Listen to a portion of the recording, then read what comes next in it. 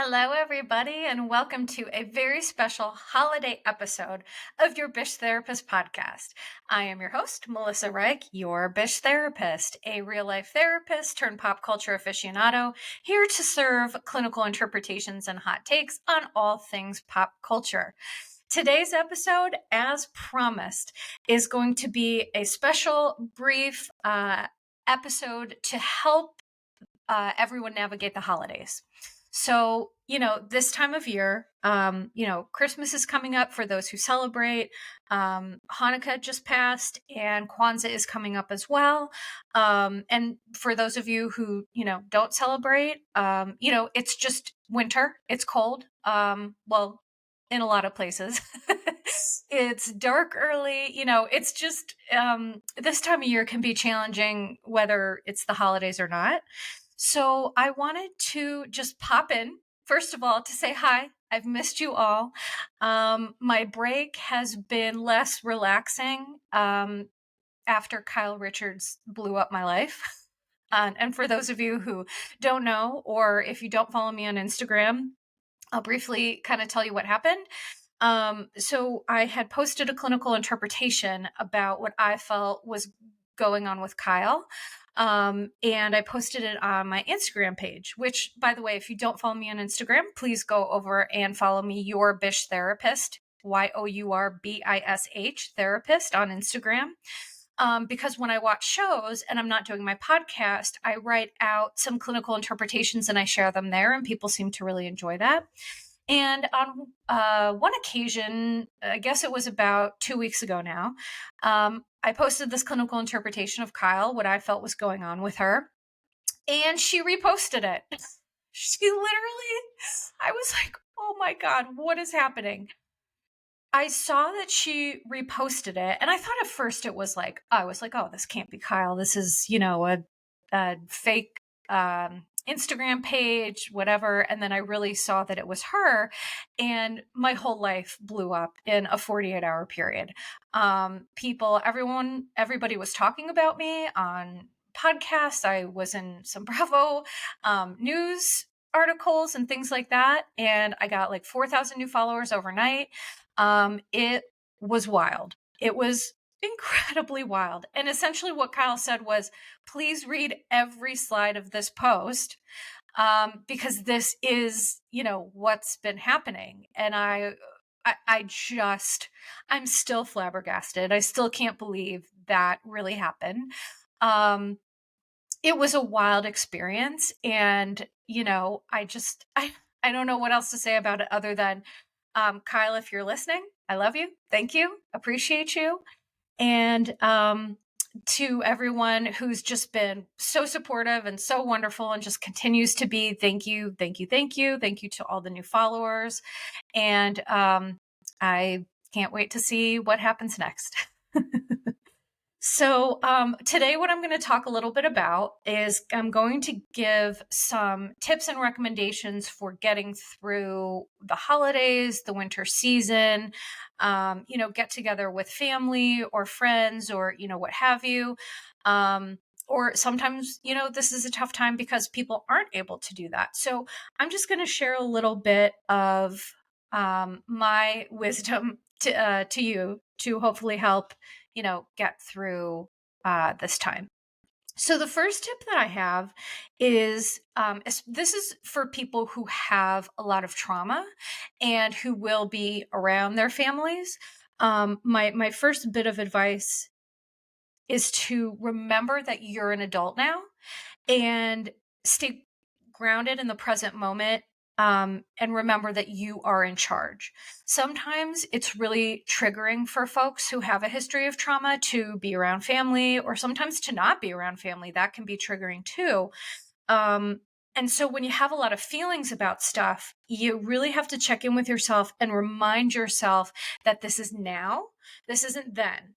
And you're an adult, you're in charge, and you're safe, and you are going to do the things that you need to do to keep yourself safe.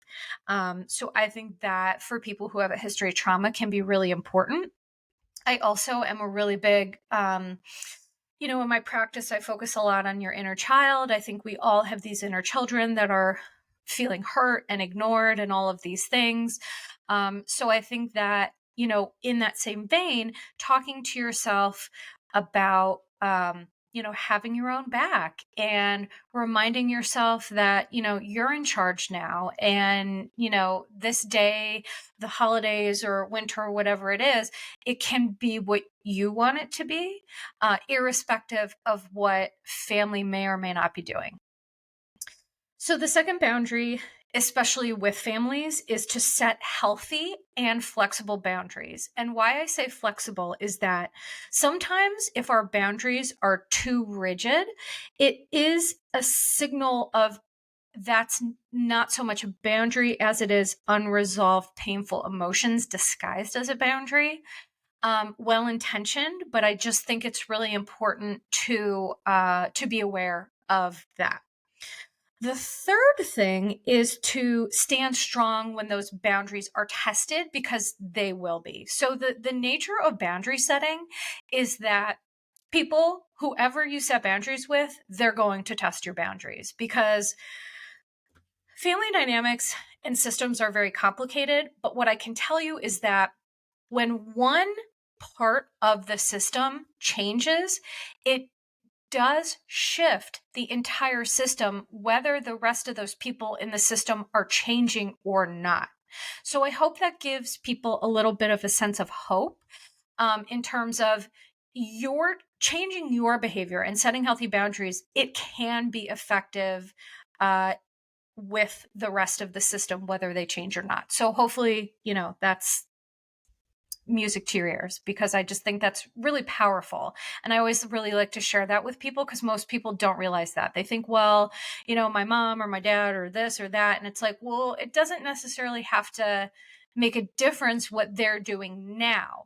You can be in charge of setting those boundaries and following through on those boundaries, if and when they are tested, which they will be. And if they're egregiously crossed, then it does require you to have consequences and follow through on those consequences. And here's the thing, this is all very general, because every situation is completely different. Individual situations, I can't necessarily speak to all of them, but these are just kind of some general recommendations. The fourth bit of advice is just good in general, which is don't argue about politics or religion or really hot button world events. I think that this is specifically for people who are around their families during the holidays. Your peace is too important to just kind of give away like that. And number two, you're not going to change minds. As an ally and an advocate, and all of those great things, not all members of my family are aligned with that. And so for me, I am very mindful, and all we can do is focus on our peace. I just think also the holidays is maybe not the time to, argue about this type of stuff anyway, because, it's to me, it just should be a time for everybody to take a rest, to take a break, to rejuvenate, and arguing with relatives isn't it. So I don't recommend that. And this goes for, if people want to argue with you, there's ways to just respectfully back out of that discussion, drawing boundaries around, I don't think this is a good idea for us to talk about right now. Let's pick it up in the new year, or, whatever kind of verbiage works for you. But I think when you're setting a boundary, clear, concise, and direct is always the best. Because if there's too many words or it's complicated, people can get confused and things like that. So, which is not your problem, but it just makes it easier. Number 5 is pick your battles, kind of in line with everything else that I've been talking about. Pick your battles with, people are going to upset you, things are going to bother you, things are going to be said or maybe not said. Because with the holidays, what's tough is it's not always what happens, it's the absence of good things that don't happen that can be really hard for folks. So I encourage you to pick your battles with the people that you're around and kind of with yourself. I think that, my main message is that we're all doing the best that we can, and it is good enough. And I think this is a time to just be gentle with yourself, and checking in with yourself, seeing how you're feeling, and all of those things. So I know these are a little bit basic, a little bit generic. I always have to be mindful about how much feedback I'm giving to folks, advice and things like that. So it's just a couple of little things from me to you, and I hope that it helps. I really do. Um, One other thing that I did want to talk about before I peace out, and I told you this was going to be quick. I mean, usually I can be a chatterbox for an hour or 2 hours, but this is going to be brief. I did get an update about the gentleman on the side of the road that I helped get into the hospital. And I did want to share an update on that because I've had lots of people reach out to me and kind of ask what happened. So I got a call 2 weeks ago now from a social worker at a hospital out of the area. I'm not going to say which one, because again, I just think that privacy is really important. And the social worker, I was able to give the social worker some information because it was clear that she didn't have any of the information from the state police and from the crisis center or the hospital. She thought that the gentleman lived with me, which, I let her know that he doesn't, and that he was unfortunately homeless. And so that, I encouraged her, um, you know, and listen, she was a wonderful person. Social workers are amazing. They do things that I give them so much credit for.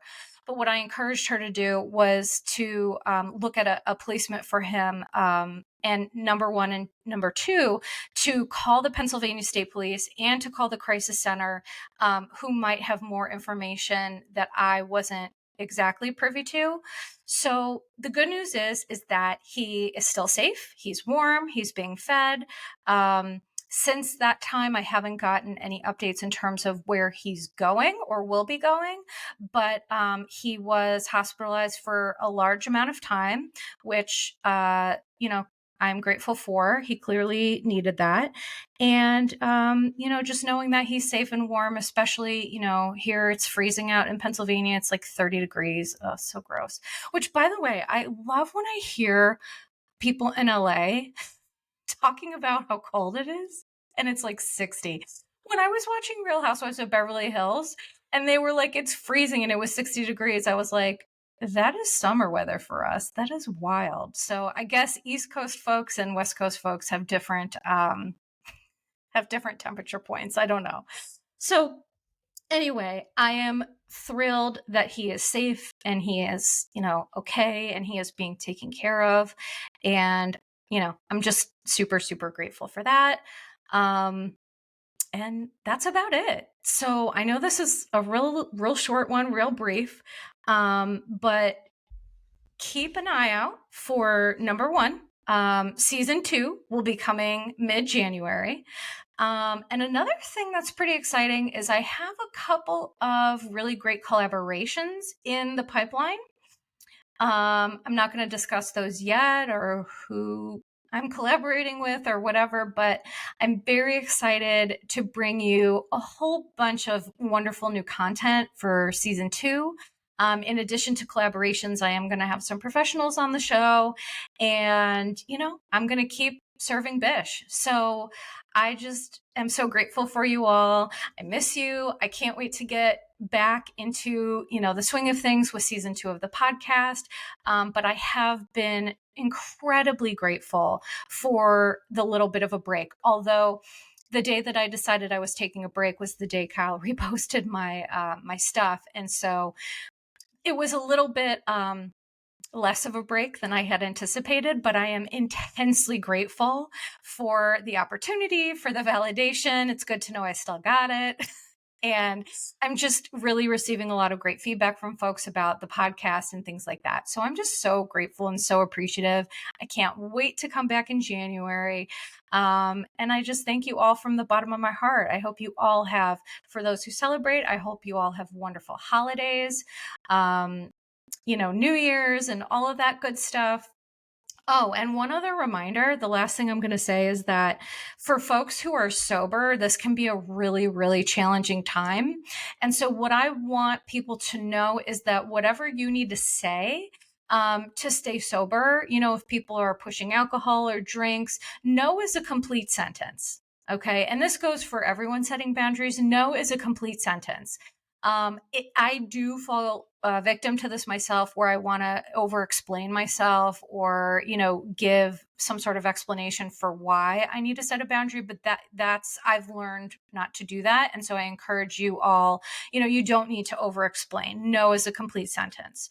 And sobriety is the best gift you can give yourself if you're in active addiction and are in recovery now. So please, I know it's a tricky time of year, but there are tons of ways to have fun and stay sober and enjoy the holiday at the same time. So sending you all so much love.